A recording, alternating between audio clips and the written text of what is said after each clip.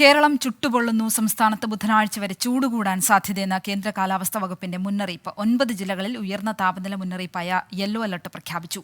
Alex Ram Muhammad വിവരങ്ങൾ നൽകും. Alex, സംസ്ഥാനത്ത് വളരെ വലിയ തോതിൽ ചൂട് ഉയരുന്ന ഒരു സാഹചര്യമാണ് ഓരോ ദിവസവും കഴിയും തോറും. ഇപ്പോൾ ഏറ്റവും ഒടുവിലായി വന്നിരിക്കുന്ന കാലാവസ്ഥാ മുന്നറിയിപ്പ് അത് ഏത് തരത്തിലാണ്? വേനൽ മഴയ്ക്ക് സാധ്യതയുള്ളത് ഏതൊക്കെ ജില്ലകളിലാണ് അലക്സ്?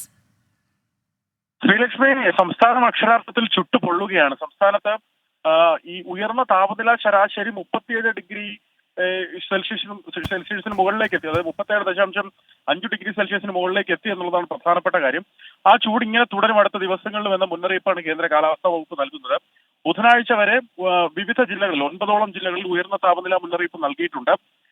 കൊല്ലം, തൃശൂർ, പാലക്കാട്, പത്തനംതിട്ട, കോട്ടയം, മലപ്പുറം, കോഴിക്കോട്, കണ്ണൂർ, തിരുവനന്തപുരം ജില്ലകളിലാണ് ഉയർന്ന താപനില മുന്നറിയിപ്പായ യെല്ലോ മുന്നറിയിപ്പ് നൽകിയിട്ടുള്ളത്. ഇതിൽ കൊല്ലം, തൃശൂർ, പാലക്കാട് ജില്ലകളിൽ ഉയർന്ന താപനില 39 ഡിഗ്രി സെൽഷ്യസ് വരെയും, പത്തനംതിട്ട, കോട്ടയം, മലപ്പുറം, കോഴിക്കോട്, കണ്ണൂർ ജില്ലകളിൽ താപനില 37 ഡിഗ്രി സെൽഷ്യസ് വരെയും, തിരുവനന്തപുരം ജില്ലയിൽ 36 ഡിഗ്രി സെൽഷ്യസ് വരെയും ചൂട് കൂടാൻ സാധ്യതയുണ്ടെന്നാണ് കേന്ദ്ര കാലാവസ്ഥാ വകുപ്പ് നൽകുന്ന മുന്നറിയിപ്പ്.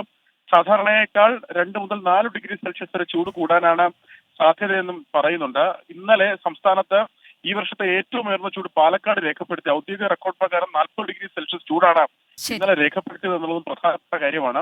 ഈ ഉയർന്ന ചൂട് സൂര്യാഘാതം, സൂര്യതപം, നിർജ്ജലീകരണം തുടങ്ങിയ നിരവധി ഗുരുതരമായ ആരോഗ്യ പ്രശ്നങ്ങൾക്ക് കാരണമാകുമെന്നതിനാൽ പൊതുജനങ്ങൾ ജാഗ്രത പാലിക്കണമെന്ന് ദുരന്ത നിവാരണ അതോറിറ്റി വ്യക്തമാക്കിയിട്ടുണ്ട്. ആ നിർദ്ദേശങ്ങൾ കൃത്യമായി പാലിക്കണം. ഈ വേനൽ മഴയ്ക്കുള്ള സാധ്യത തെക്കൻ കേരളത്തിലും മധ്യ കേരളത്തിലും ഇടത്തരം വേനൽ മഴയ്ക്കുള്ള സാധ്യത നിലനിൽക്കുന്നുണ്ട്. ഉച്ചയ്ക്ക് ശേഷവും വൈകുന്നേരവും ലഭിക്കുന്ന മഴ ബുധനാഴ്ച വരെ സംസ്ഥാനത്ത് ചൂട് കൂടാൻ സാധ്യതയെന്നാണ് ഇപ്പോൾ കേന്ദ്ര കാലാവസ്ഥാ വകുപ്പിന്റെ മുന്നറിയിപ്പുള്ളത്. പൊതുജനങ്ങൾ ജാഗ്രത പാലിക്കണമെന്നും മുന്നറിയിപ്പ് നൽകുന്നു.